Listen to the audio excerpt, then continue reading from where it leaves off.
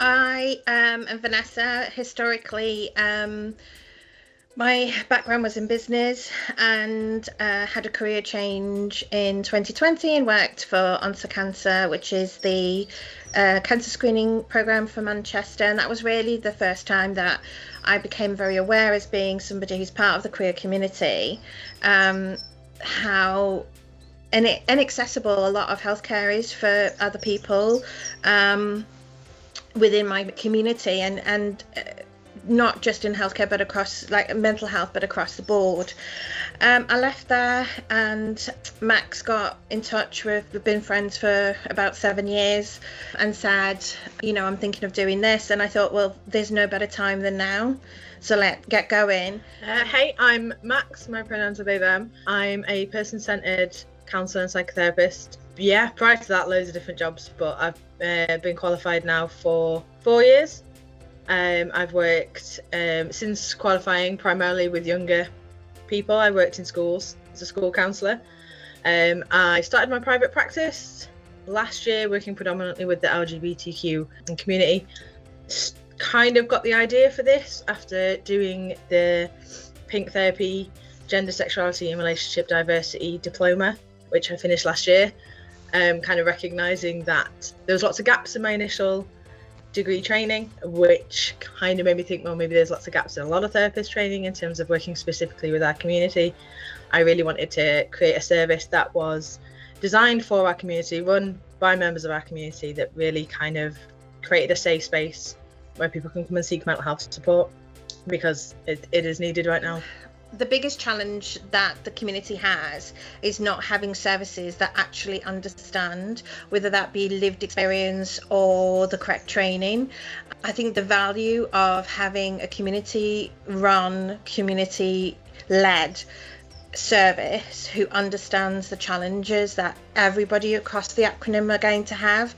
We're an inclusive service. We understand the needs of our non-binary and trans community at the moment, and I think that's important. The challenge that the community has is finding those services. It's not just an afterthought, if you know what I mean. It's not just, we're just going to tick a box and we'll say that we deal with this community, but actually we don't really understand the challenges of that community.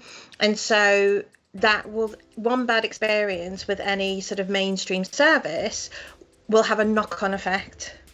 So, people will not think of accessing any of the mainstream services because they think, well, they don't get me. What I see most at my private practice, to be honest, is generalised struggles, anxiety, depression, family trauma, that I wouldn't say specific to the LGBTQIA plus community. I think what is the presenting issues kind of being more generalised, what is specific is knowing that you're going to come to a therapist who is not going to stop and question you if you mention your partner's gender, or being at a specific event or club, or a specific relationship dynamic, which I think many of my clients have kind of come across, that that will then be a focus of a session where it never should be. Relationships feature really heavily in a lot of the work I do with my clients in private practice, and the last thing I think a client needs is someone focusing on the wrong aspects of those relationships. And I have had clients who have had experiences of that when that's never meant to be the focus. So I think one of the biggest issues is knowing that you're going to come to a therapist who not only is going to understand your lived experience, but that you can also trust stance on the LGBTQ community without you needing to kind of tread really carefully to make sure your therapist isn't holding some other kind of views. Does that make sense? Yeah. I think the most meaningful moments that really stick with me is when you notice that shift in a person who suddenly begins to value themselves more, because there's almost like a physical feeling you get in the room.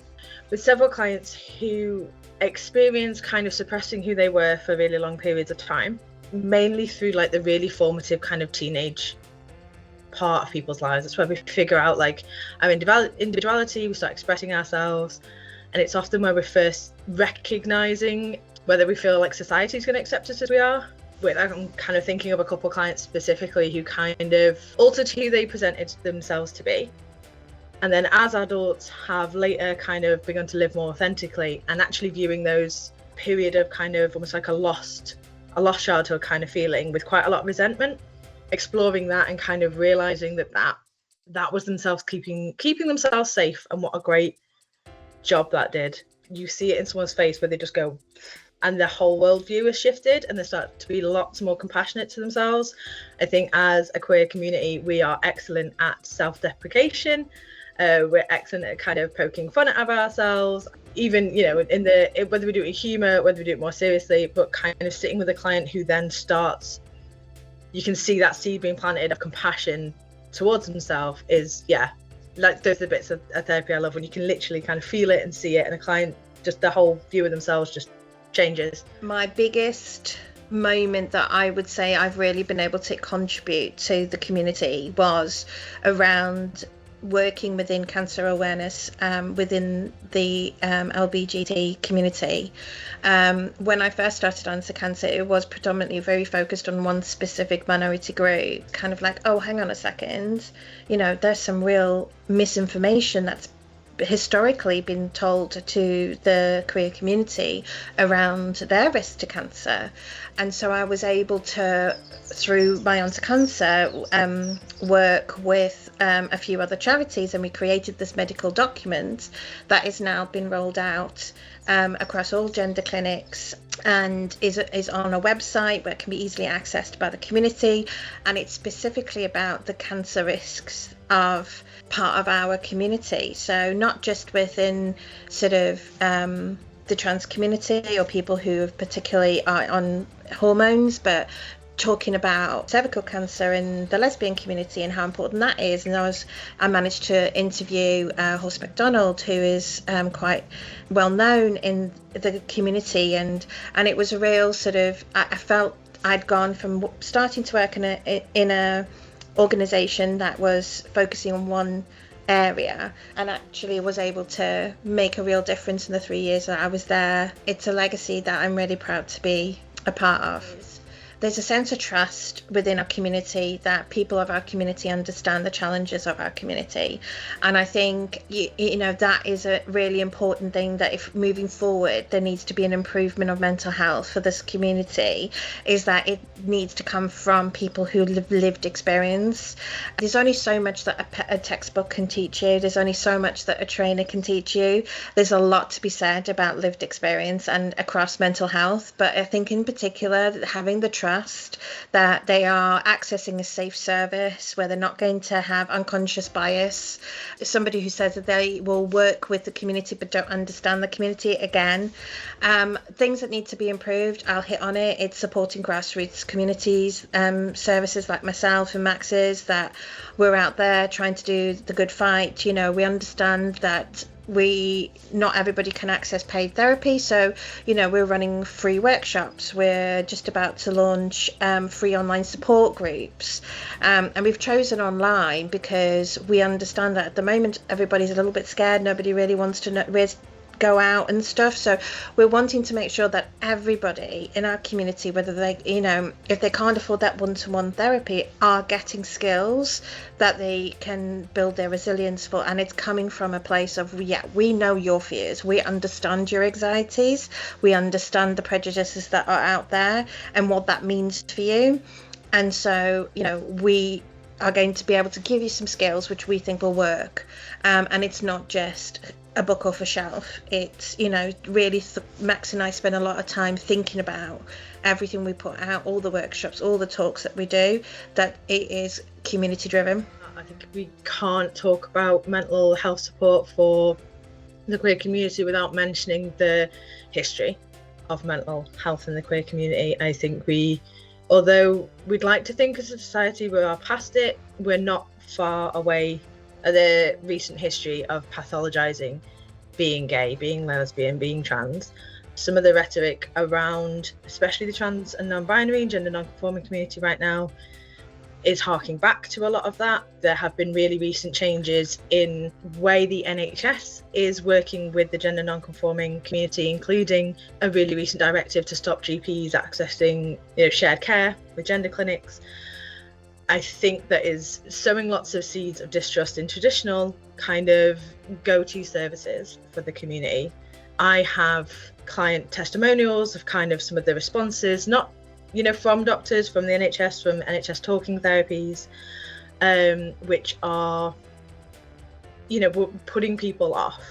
I think as well, there are a lot of therapists out there nervous about working with specifically the gender non-conforming community, who maybe feel like they're not adequately trained, have ended sessions with clients quite abruptly for those reasons, and all this is just kind of stacking up. Overall feeling around the queer community at the minute is we're kind of closing ranks and looking after our own a little bit, because some of the services that we should be able to rely on, unfortunately, are going through a period of uncertainty.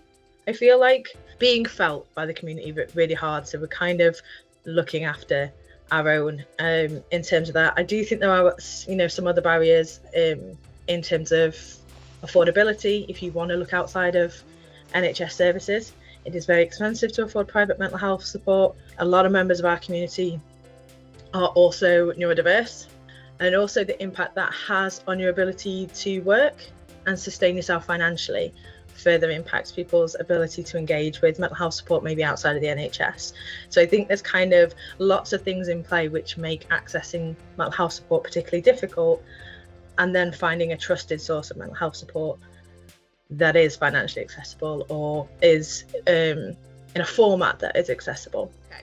Without getting politically soapboxy, I feel like there are not many mental health support institutions that are not queer-led that are being vocal enough right now.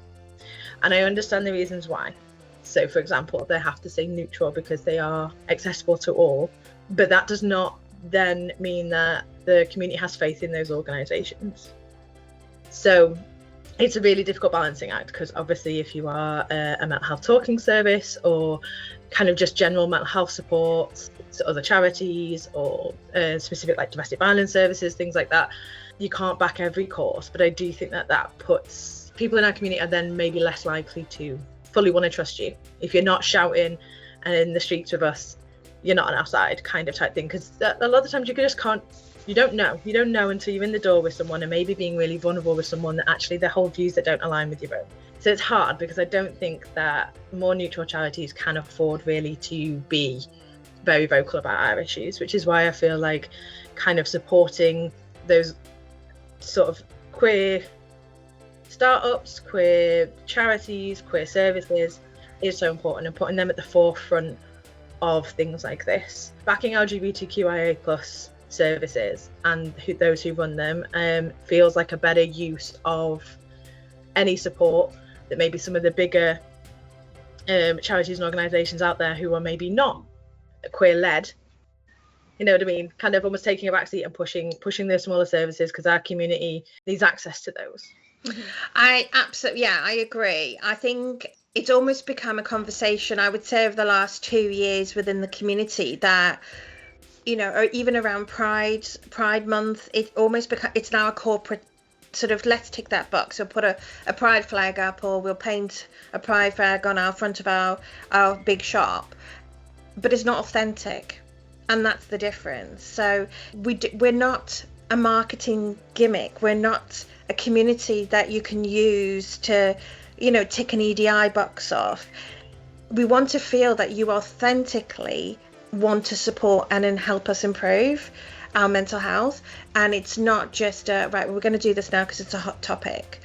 And it's sustainability and it's consistency of that support, and it's not just around a certain time of the year when everybody's doing it.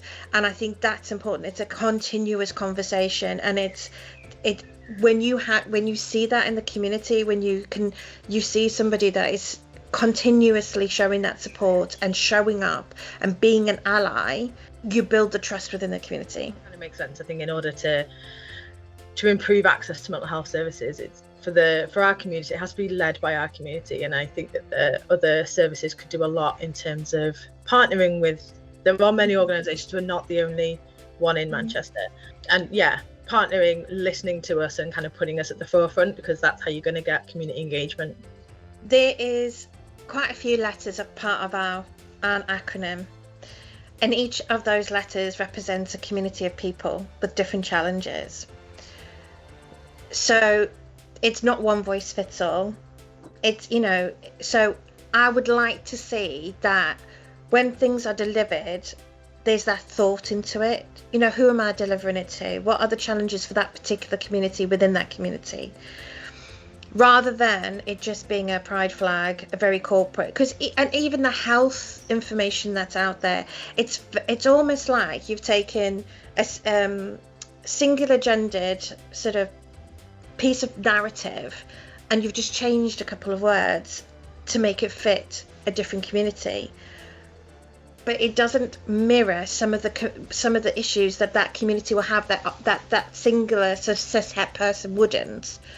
Or we'll take what we've written for cishet people and we'll change a couple of words and stick a rainbow flag on it, and now it's for the gay peoples, and I know that sounds really harsh, but that's the reality, of a lot of the information that's out there. And that's why when I was given the opportunity to work and support a document that was written for the community, and it was written with the right wording, and it was cross-referenced, I think there was 9 different people involved, that it meant so much more to me, because I knew that when somebody in our community got hold of that document, they would be able to see that it was written with care. Things being led by our community. So if there was one thing I could change, it would kind of be top down and have whoever the powers that be making these decisions in terms of assigning funding or giving publicity to or pushing services. I feel like those decisions need to be made by members of our community. That would be my big thing. I think if you have more queer voices at the top, you're gonna see a change trickle down, because I feel like a lot of the decisions may be being made in a well-meaning way aren't necessarily the ones our community need or want to see. I think the more we can empower our community through people being in positions where decisions can be made, where our voices are amplified, not just on a consultancy basis, but on we're professionals, we are the authority in our own lives, having those voices at the top. So yeah, those decision makers, the loud voices on steering how mental health support in Greater Manchester is delivered to our community should be members of our community, and a cross section of members of our community, not one lone voice, because there's usually just one lone voice, and it needs to be a cross section of our community. Because as Vanessa said, we are not a one size fits all community at all. We have lots of varying needs, varying identities. There need to be a multiple at every level. I think that's what I would change. So my answer to this question, I mean, I have lived experience with mental health challenges, and have kind of gone through a process and journey of healing, and have been diagnosed. I've been in hospital. I've tried to access services, and there just wasn't any services that would, I got into a service, and when I'd start talking about stuff, they'll go, oh no, we can't talk to you because are not qualified to deal with your particular trauma. My honest opinion would be, it's important that you do reach out. There is help out there. Always look at your local community groups, because I do believe sometimes it's the grassroots community groups that are doing a lot more work than some, in reaching out to actual people. We have to remember that there's long waiting lists. All of these things are contributing to bad outcomes with people with struggling with their mental health. Even if it's just making that one inquiry and asking for help, I will always recommend it. It is difficult because, people always say, we're here to listen, or just pick the phone up and we're here for you. But what you've got to remember is, with lived experience with mental health, when you are in crisis or heading into crisis, for you to then have to pick a phone up and find a number to ring is so overwhelming that we need to be more proactive in making sure that it's not just I've got experience where I've spoken to people who have said, I tried to ring this number and I was on hold, or I just got through to an automated voice, or I rang Samaritans because I was depressed, and I felt like I was just getting read a transcript. It wasn't emotive. They didn't seem to, it was like I was just, I was on the phone and they knew what they had to say, but they couldn't diverge. When you are feeling like you need support, look locally, look at your community groups, get in touch locally with, even if you're going on your council's websites, they have all your mental health community groups, and just get in touch, even if, and I would hope that they may have more luck getting the support they need. It is the heroes of the people, the boots on the ground, that are the ones that are saving lives at the moment. I would agree, it's sometimes really difficult to reach out. I think that finding accessible ways to do that, whether that is going online, whether that is talking to friends and family, whether that is kind of doing something in person that's not to do with mental health. I think reaching out specifically to mental health services is a very difficult big step, and we don't take that for granted at all. There are other things that aid a little bit with mental health that sometimes feel a little less high stakes, I guess. So things like other community groups, like walking groups or sports groups or D&D events, things that can be done online, reading book groups, things like that.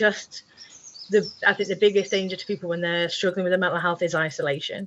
It is the biggest risk factor that we ever really look at. Not everyone has supportive family, especially within our community, so not everyone has those kind of links. I think turning to things that feel manageable, that is the biggest first step. Whatever feels manageable. There is no right or wrong way to go about seeking support for your mental health, I guess, is the biggest message I want to give. Start small if that's what you need, but isolation is a killer. So anything that kind of makes you feel less alone, that would be my kind of biggest bit of advice, because then there's baby steps, right? Once you've connected with one person, hopefully you can connect with more people, and then hopefully you feel maybe in a place to look at professional help or mental health services, but whatever feels accessible in the moment.